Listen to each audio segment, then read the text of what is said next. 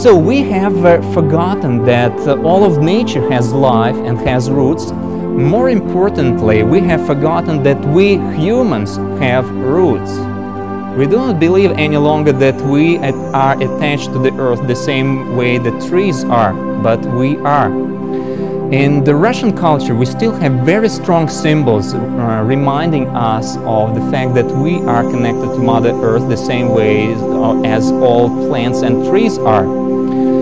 This is a traditional embroidery on women's dress in central part of Russia and in the Russian north.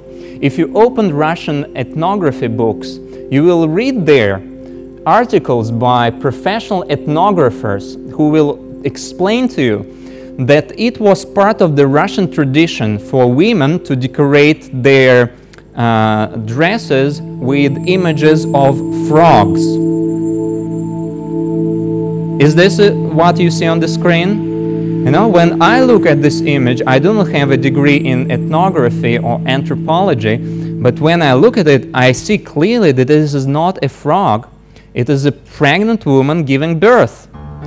There is a big belly, two arms, two legs, and the child emerging from the bottom. So it is one of the most powerful images of life. Interestingly, in the Russian culture, it is also almost identical in shape to the image of the tree of life. 3 shoots and 3 roots. The fact that these two images are identical points to the fact that our ancestors were not making a distinction between the fertility of the woman and fertility of Mother Earth. It was one and the same for them.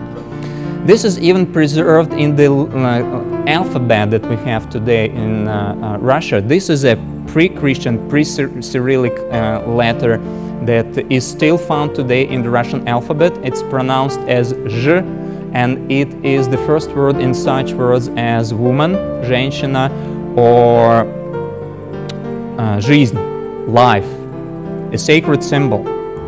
It's showing that we have the same kind of roots as the plants have. And what are our roots? Our roots, of course, is the land that we come from. Today we are all here physically. We live in Bristol or London or Moscow or somewhere else, but our bodies no longer come from where we live.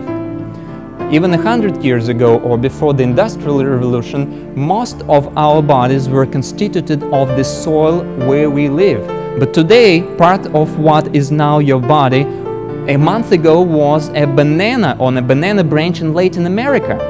And part of your body a month ago was in a dairy in France. So you know what constitutes physically even our bodies today is now scattered all over the world. And for this reason we have lost this connection to the local soil, to the local roots, and we start suffering from the disease that is not known in the natural world. Of course, also our roots lie in our ancestry, our ancestors. Well, it's common sense knowledge, but really it is important. If we do not have this connection, experience shows that we probably do not have the same kind of life that as our ancestors enjoyed. Yesterday I talked a little bit about the significance of words and shared with you the real significance of the word lady in the English language, which comes from the name of a goddess of love, Lada. Gentleman in the English language comes from 2 roots, G-E-N and man. And of course, G-E-N is the word coming from genus or genus. It is the root signifying birth. Genus is the same as kin, as the family. By extension, the word kind means the same. It's being part of kin. This is what the original meaning of the word was. If you are kind, it means that I recognize you as somebody who belongs to the same family tree as myself.